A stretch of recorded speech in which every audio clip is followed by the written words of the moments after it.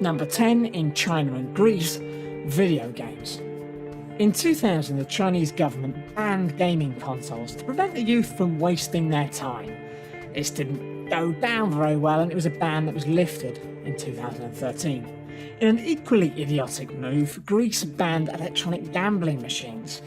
The law was written so broadly that somebody was actually arrested playing a video game in an internet cafe.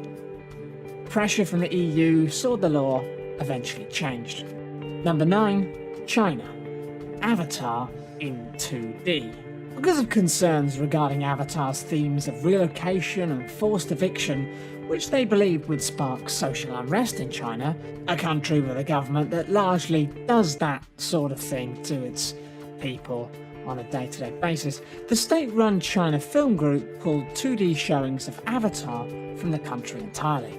They also pulled it to make room for a biopic of the philosopher Confucius, a film far more in line with the values supported by the country's government.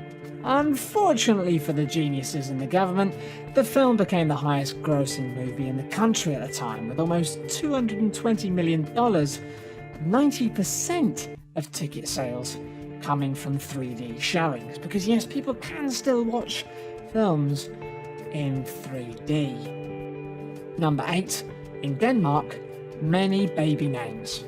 Nearly 25,000 names are approved for use in Denmark, but any other name outside of those will require applying for permission. This isn't actually too bad if you think about all of the idiotic celebrities who go around naming their children things like Apple and Blue and Toyota Avensis. Alright, I made the last one up, but it could happen. Number 7, in Denmark, fortified foods. Fearful that their citizens might be consuming too many vitamins, which, yes, is a thing. You don't want to have too many of those things, they're just like anything else, moderation. But Denmark decided to ban fortified foods, which means products like Horlicks, Marmite, and Rice Krispies were off the table. Number 6, Singapore, chewing gum.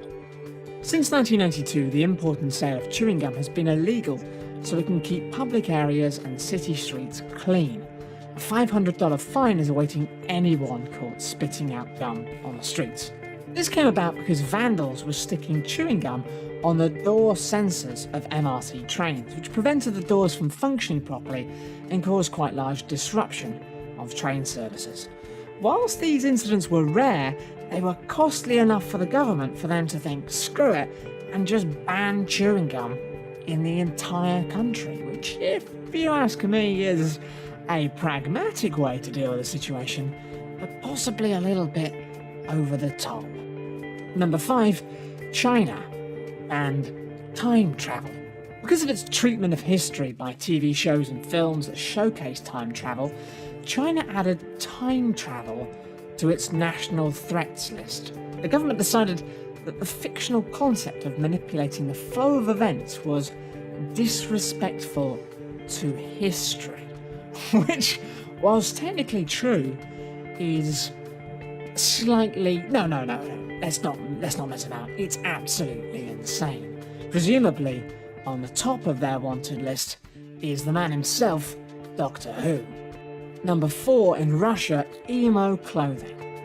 Aggressively searching for a scapegoat for the country's high suicide rates, depression and general sadness among the population of teens throughout this torn and freezing cold country. Yeah, I can't imagine why people are so sad. Putin and his collection of Muppets decided it was all due to emo clothing, branding it as a threat to national stability. Russia, which is an amazingly beautiful, entertaining country that's not bland and depressing in any way, passed a bill to ban anyone from wearing emo clothing. This is a country, of course, that since has decided that homosexuality is illegal. It's almost like they're trying to come up with excuses for things that aren't to blame. Number 3, Romania, who of course banned Scrabble. During the 1980s, Romanian President Nicolae Ceausescu banned the game, dubbing it overly intellectual and a subversive evil. Now, I can tell you this for a fact, this guy was clearly somebody who didn't like losing at Scrabble. And on that note, I would like to point out that Jenga is the work of the devil and should be destroyed. Number 2, in Canada, the baby walker.